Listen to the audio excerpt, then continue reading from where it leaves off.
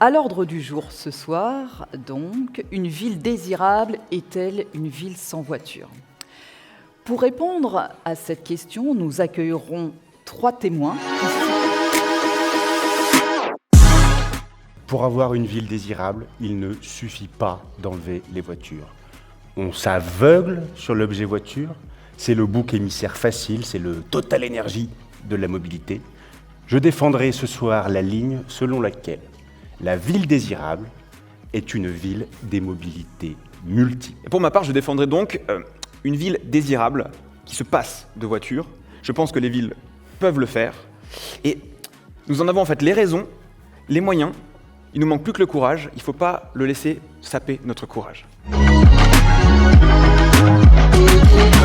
Ce que nous espérons, c'est non pas de ne plus avoir de voitures, mais d'avoir moins de voitures, moins de vitesse, de façon à ce que la ville redevienne une ville agréable, vivable, tranquille, et que le stationnement sur la rue soit vraiment diminué et soit transformé soit en piste cyclable, soit en espace supplémentaire pour la marche. Je crois que vraiment, ce qu'il faut, c'est enlever les voitures inutiles, celles qui peuvent être remplacées par une alternative, et garder les voitures utiles. Bien évidemment, un médecin qui doit voir un patient en urgence, il faut qu'il ait sa voiture. La voiture en ville, il y a, pour faire vite, 2 problèmes. Elle consomme trop d'espace. Donc de ce point de vue-là, la petite voiture peut être intéressante. Il y a des chercheurs qui, pendant longtemps, ont essayé de mettre en avant, encore aujourd'hui, l'idée que certains déplacements impliquaient une voiture, impliquaient l'individualité, et qu'on pouvait tout à fait imaginer des petites voitures. Et puis, il y a l'autre aspect qui est ce que la voiture permet.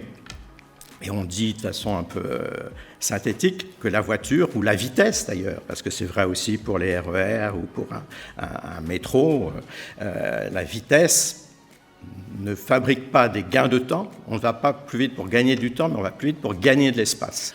Nos mobilités, monsieur le procureur, correspondent à des modes de vie qui sont constitutifs de nos identités. Et c'est pour cette raison que nous y sommes attachés comme des huîtres à leur rocher. L'attachement à la voiture comme mode de vie, c'est le triptyque liberté, propriété, intimité. 78% des Français disent que la voiture, selon eux, est le seul mode de transport qui garantit une totale liberté de se déplacer. Ensuite, 73% d'entre eux disent que c'est important pour eux d'être propriétaire de sa voiture. Et c'est 1 Français sur 3 qui considère même sa voiture comme sa deuxième maison. L'attachement viscéral des Français à la liberté explique en grande partie l'opposition aux ZFE, dont nous avons déjà parlé, qui sont perçus comme une atteinte à leur mode de vie. Et tout cela, toutes ces représentations expliquent que les Français aient tant de mal à renoncer à leur voiture, alors même que 80% d'entre eux considèrent que posséder une voiture est un gouffre financier. Donc c'est, je pense, sur la transition des représentations qu'il faut travailler en priorité et le reste suivra.